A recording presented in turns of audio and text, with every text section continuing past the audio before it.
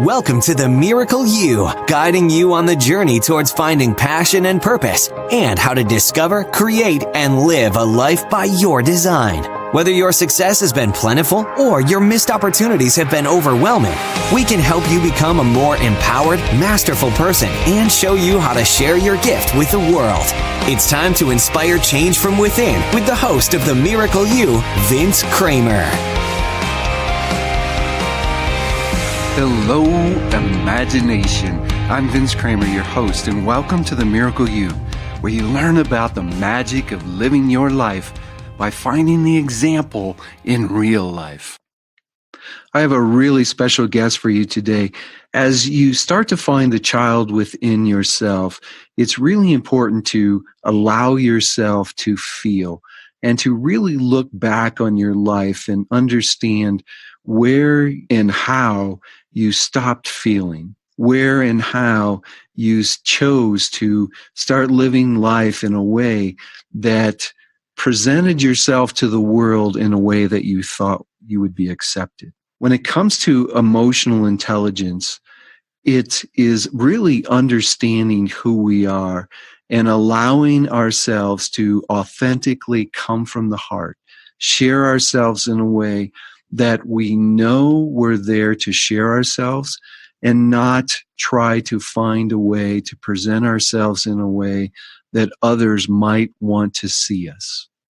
In most cases, it's just us believing that that's what people want to see in us anyhow. So today's guest, who's an emotional intelligence coach, is going to share her story and how she learned that very valuable lesson.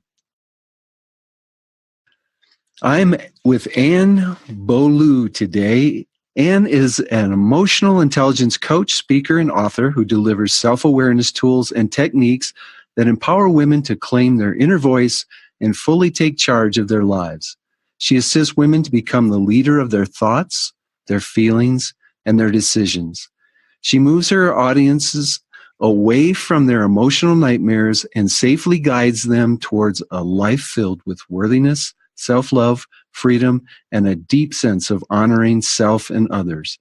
Anne is the author of The Emotionally Intelligent Way, a series of 20-plus books that includes adult fairy tales for developing emotional intelligence, case studies for the emotional intelligence-driven sales, a comic strip called The EQ Way, and a brand new Save Yourself series where she assists women make better emotionally intelligent financial decisions. Anne, are you ready to share the miracle of you with the imagination? Yes. Thank you for inviting me on your show. Oh, I'm so glad to have you here. You know, it's been a while. We've been trying to get together, and usually my best interviews have been the toughest to get together with somebody. So I can't wait to find out what we're going to share with the nation today. I'm really happy to be here. Thank you for inviting me. You know, once again, and unfortunately, keeping these bios so short when we get started on our interviews kind of leaves so much out. So would you share a little bit more of Anne with us? Which one? The academic Anne, or the Anne? How about the Anne that you want to share? Well, I'm a girl who loves to wear barefoot in the grass. And though it sounds so simple to say, it took me decades to get to that place. The academic Anne was the Anne that went inside her brain very, very young, completely exited, and became emotionally disconnected without knowing it. Entered university at 16, got your bachelor's degree in legal translation at 20, a master's degree in economics at 22, became a chartered financial analyst at 25. By the age of 28, she spoke French, English, and Chinese Mandarin fluently. And this Anne right now has about 18 degrees and certifications.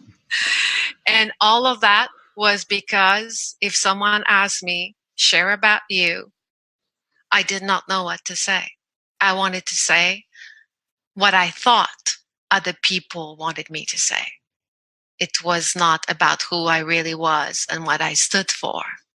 It was all about pleasing others and becoming what I thought they wanted me to be, instead of just being me, a simple girl who walks barefoot in the grass. Wow, Anne, thank you for sharing that. One of the most important things that we try to share with our audience is that it's not looking on the outside to find something that makes you worthy or good enough. And you brought two Anns together now. How are you sharing it with the world? From a heart-centered place, from a place that we call purpose. I've been blessed. I've found my purpose, and I am living it. In order to connect with the Anne that walks barefoot in the grass, I first had to let go of the academic Anne. That Anne seemed to have all the right answers. It was a place where I, quote unquote, needed to know.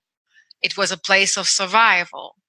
And then I moved into, I don't know. And from that place, my heart opened and my mind opened. And I became open to give, and I became open to receive. I became open to accept and embrace the miracle that I had been born a miracle, and that I had nothing to prove, and that my job on this planet was to serve from the heart.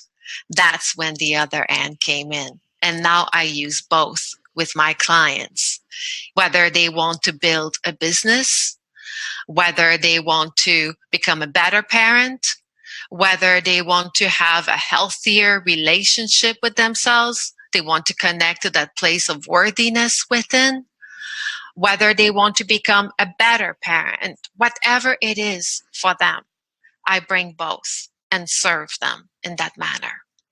Nice. Could you share a little bit on what the wake-up call was to get you to this place? May I share with you a story first? Please. Okay. With the caveat that it might perhaps shock your audience.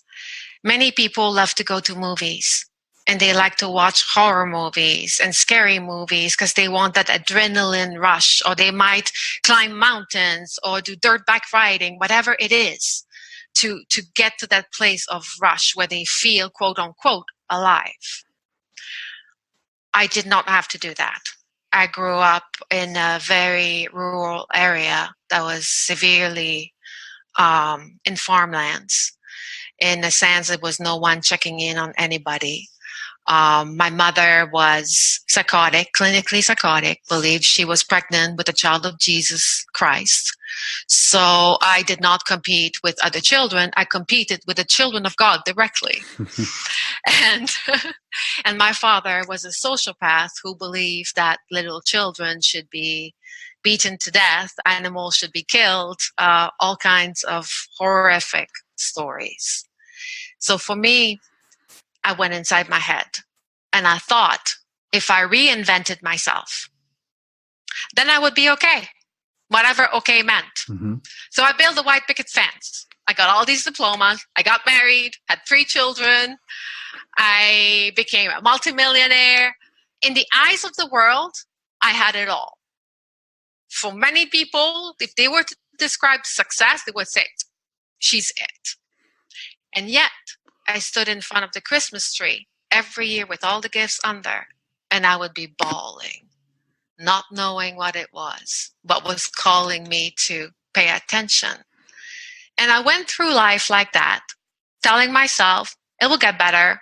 We tell ourselves stuff, it will go away, I'll reinvent myself more. And then one day I attended a seminar. It was led by Dov Barron. That was years ago. And he was standing on stage and he asked a question. Who are you hurting by playing small? And I just started crying. Went to bed that night, like my face in my pillow, and crying. It was awakening something in me that had been buried for decades. I did not know what it was. So I asked him to mentor me. And that was just, there are way more to this story. But he did for me what was needed. He came at me with like what you would call deculting. Mm-hmm. Like if you had ever seen how people, FBI would, because I was like in the cult of violence. For me, what I knew was violence. I breathed violence. Violence was my quote unquote normal. And to have a new normal, to embrace who I was within, it took quite the journey because I had very little compassion for myself or anyone else around me. Wow, and compassion is so important, and the importance of a mentor. Thank you for stressing that. One of the most important things that I really want to share with the imagination is find a good mentor, find a good coach. Each and every one of us needs someone to help guide us and really sometimes to lead us by being in front of us or walk beside us from time to time, or sometimes be behind us and just pushing us along. And I promised you that we would probably deviate off the normal flow of the podcast just because I know who you are, and I've listened to your stories several times. Could you share with us your experiences with your mom and your dad, where the gift in that was for you moving forward in your life now? The gift is when we are externally focused, we see ourselves as separate from the world. It's like it's me against the world, for example. The world is a bad place. So for me, in that place, my parents were separate from me. In my eyes back then, they were bad people who hurt other people. And to realize that my parents were part of me, that they were inside of me, that I needed to embrace them in order to transform, that whatever I was seeing in them, the good, the bad, or the ugly, was what I was seeing in myself. They were my mirror.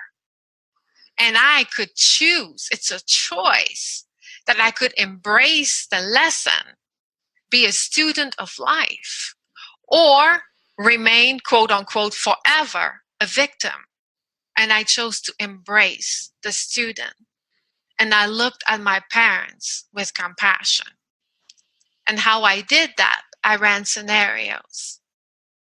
What could have happened to my father to have become, to have done the things that he did? And I started digging. And I found out that my father was born in right before the Second World War. At the age of 9 years old, he was forced to leave school. There were 10 children. He was one of the oldest, and he was asked by his mother, because his father had died, he was asked by his mother to take care, to put a livelihood on the table for 10 children and his 9 siblings and his mother. He was 9 years old. When I imagine that, and he became, back in those days, what could a 9-year-old with a grade 3 or 4 education do? He became a lumberjack. Can you imagine a small kid back in those days logging wood? What went through his mind? Was it any wonder? Then I asked the same thing for my mother. What happened to her? To have, you could say, fly off the handle most of her life. But in every psychotic episode that she had, she kept bringing one person. It was her best friend when she was 15. And that girl had been raped by her father, gotten pregnant, and died in delivering the baby. And the whole family covered it up. Because back in those days, in the 40s, that's what people did. Families did. They covered up all that shame and drama. And my mother felt that the memory of her friend had never been honored. And she was unable to cope with that truth. So when I put just these, that's just 2 examples with them, then instead of judging them as bad people, I embraced them because I felt for them. And I realized that by embracing them, I was healing the wounded parts of me because they are within me. We are one. Oh, very, very great story to really bring out some very important parts of really looking at, one, the mirrors in our lives, two, realizing that we are everything and we need to learn to love that part of us before we can love that in anyone else. So, oh, wow, great stories. And it was a blessing for you to learn that. And what opened your eyes to that fact? My mentor. We talked about mentor, how essential it is to have a great mentor. When I started the journey, I had to go collect that wounded child. And that wounded child was buried deep within. People call it the dark night of the soul or similar terms. But for me, it was like a tsunami of shit just hit me full blast. And I had to feel what I had denied myself from feeling. And in that pit, that abyss, my mentor walked with me. He kept walking beside me, even though I had lost 25 pounds on the frame I have now. I looked like stage 4 cancer. Great. I just kept crying like a Magdalena, on the Jerusalem wall. It was that deep sorrow. And in that place, my mentor kept walking beside me. And it allowed me to bring everything together. And through that, now you're an emotional intelligence coach. The emotional quotient is relatively new in the world right now. What does that mean to be an EI coach? For me, everybody has their own definition. But for me, is I only know what I am living. My clients find me because I have walked their journey. I see the blind spots. I have overcome those blind spots. And that allows me to serve them, to help them heal rather than healing myself through them. It's vastly different. And so for me, EI coaching is truly that. Is coming from a place of deep experiential, knowing what it takes, knowing what works, knowing what doesn't work, and providing what is needed. Never what I think is needed, but what is truly needed from a heartfelt place. When the calling happens, we can't help but follow it. We try sometimes, but the same thing happened for Mary and myself when we got the calling to start Imagine Miracles, and we were really being pulled in a very similar direction to what you do and where you go. It actually took us 8 years to do our work before we were ready to stand on the stage or sit across the table from somebody or hold someone's hand as they're walking their journey from a place of authenticity, because there's so much out there right now where people know it mentally and can share the walk mentally. But if you haven't walked the walk yourself, if you haven't lived it and truly brought it into the whole of you, you can't do justice to, as you said, do what's needed, not what you think is needed. So I admire you for what you're sharing. Well, it's emotional connection. Everything you've just said to me boils down to emotional connection. We emotionally connect to what we have deeply experienced. That is what it is. Most of us, we want this emotional connection, but it requires us to embrace all the parts of us, even the wounded parts, and transform them and believe that we are this miracle and that we are here to share this miracle. Your podcast is a great way I'll tell you what, you're an advertisement for all my work. I'll just put you up on the screen and send you out, and hopefully people will come to me too. I agree so much with you, and in the finding the wholeness of us and accepting the fact that we are everything is just so powerful. Speaking of being everything, our definition of miracle is sharing your gifts and talents through an act of love in a way that others can share theirs. Can you give us examples of some of the experiences that you've had with your clients in sharing your gifts and talents?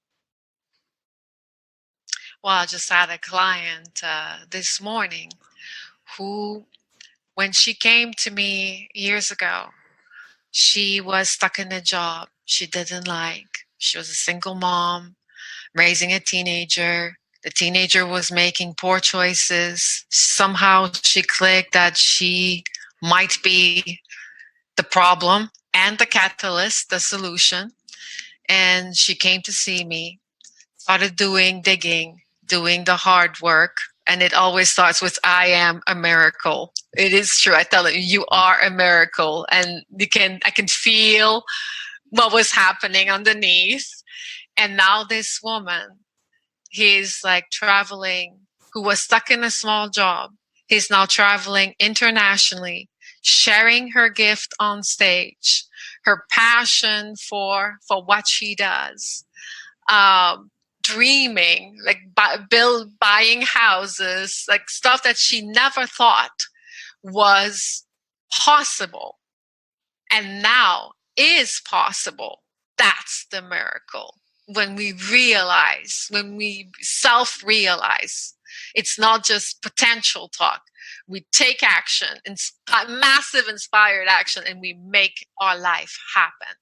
We happen to life instead of letting life happen to us. Well, it says in quantum physics, as the observer, we're the creators of our lives, and boy, you hit it right on the head there. On it, until you self-actualize, it's just a dream, and dreams are good. They take us in great directions. But the other thing that's happened in the podcast over its growth is I like to ask people what their next step is, and especially if it's something that you haven't shared with someone else.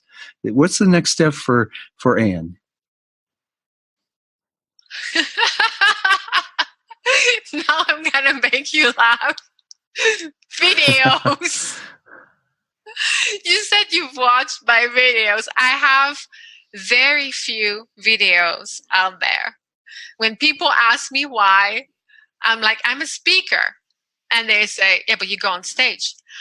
I have less problem standing in front of 1,000 people than you ask me standing alone in my living room looking at a camera. I just freeze. And knowing this, I promised myself this year to step into my greatness deeper, that I would make a series of videos about emotional intelligence, what it is. What is EI coaching? What is embracing the miracle in us? How can we, to concrete examples, something tangibles, metaphors that people can relate to. So embracing videos, that is my next step. For people, they think that's nothing. But for me, see that laughter, that's nervousness. They call it the shadow laugh, right? Exactly. That is so funny, and right on point in the fact that what one person's fear is another person's joy, and sometimes it's the opposite. So that's so right on task. And you know what? We're going to send the collective energy of the imagination to help you in your video series. Talk about series. I have got to ask about the cartoon. When we emotionally connect, people ask me, how can I write the way I write? And when I sit in front of the computer, I connect with the little girl. And I call it my inner child. I connect with her. And I see the stories, like everything disappears, and I see this story, and I just write. And I can write right now on average between 1,100 and 1,400 words an hour. And it just download, and I write. The EQ way, it came as another meaning. It was like I wanted to do more, but I needed to be concise, because there's that brainy girl, that nerdy girl who can talk a lot. And I wanted to take complicated concepts and show it in less than 100 words. So I need to have massive clarity as to what that concept is and how I can show without telling, without preaching.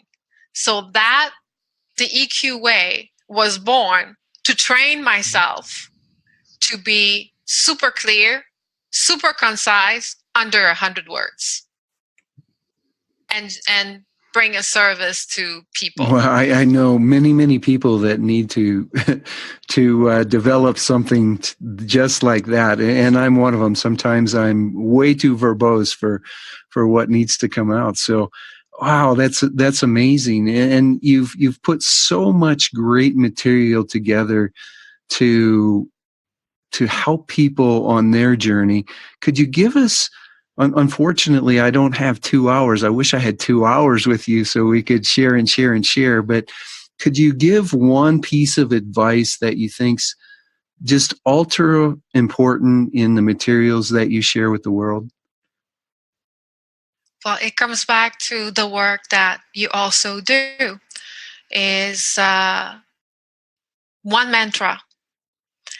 I am feeling this way. I am choosing to feel this way. So when people feel, and take a white piece of paper, write it that I am choosing to feel this way, and put it on the wall. So when people are unhappy because whatever happened, they got caught in traffic, they lost their job, to go stand in front of that piece of paper and read it. And then when they are super happy because they got a conversation with their child, they got to hug their life partner, they had a dinner with a friend, to go and stand in front of that piece of paper. And over time, what happens is we realize that everything is perception, and that we can choose to position our perception positively, embrace the full miracle that we are, and step deeper into our greatness. Oh, thank you so much. Anne, you are a miracle to this world, and I appreciate you coming on. Can you share how people can get in touch with you and learn more about you? Yes. Thank you. Thank you for asking. That's very kind of you. My website is walkinginside.com, because life is a journey within. People can email me at Anne, A-N-N-E, at walkinginside.com. If they go on the website, they can spin a wheel and win a free book that will be downloaded on their computer. And also, if I may, I'd like to offer your audience it's a sweepstake to win one hour of coaching on the limiting belief of their choice. And what they need to do is to go on your podcast, subscribe, listen to the show, leave a review, and then they can submit. And they can submit their name, and 30 days after the show air, a name will be pulled out, and they will win. Like they get a chance to win. Wow, how generous. Thank you very much. Maybe I won't put the podcast out there at all, and I'll be the only one to sign up for the hour with you. But so please, folks, I am going to make sure that all that information is available to you on the show page. Don't hesitate to go to that website, spin and get your free book. And you don't want to miss an hour of free coaching with this lady. She's amazing, as you can tell from the interview. And it was such a pleasure to have you here today. On behalf of Mary, my business partner, and my wife, we want to wish you a miracle day. Thank you very much for having me. You have an amazing smile. I just need to say it. Thank you very much. Have a great day. You've completed this episode of The Miracle You, but we have plenty more to help you discover your own personal passion and purpose. Head over to themiracleyou.com for free resources to assist you on your journey, as well as register for our free webinar, Discover Your Miracle Life, 3 mind-awakening steps toward your unique purpose, or apply for a one-on-one Your Life, Your Way breakthrough session and discover your next best step on your journey. All available exclusively on our website. That's themiracleyou.com. We look forward to sharing more experiences of passion, purpose, and life by design next time, right here on The Miracle You.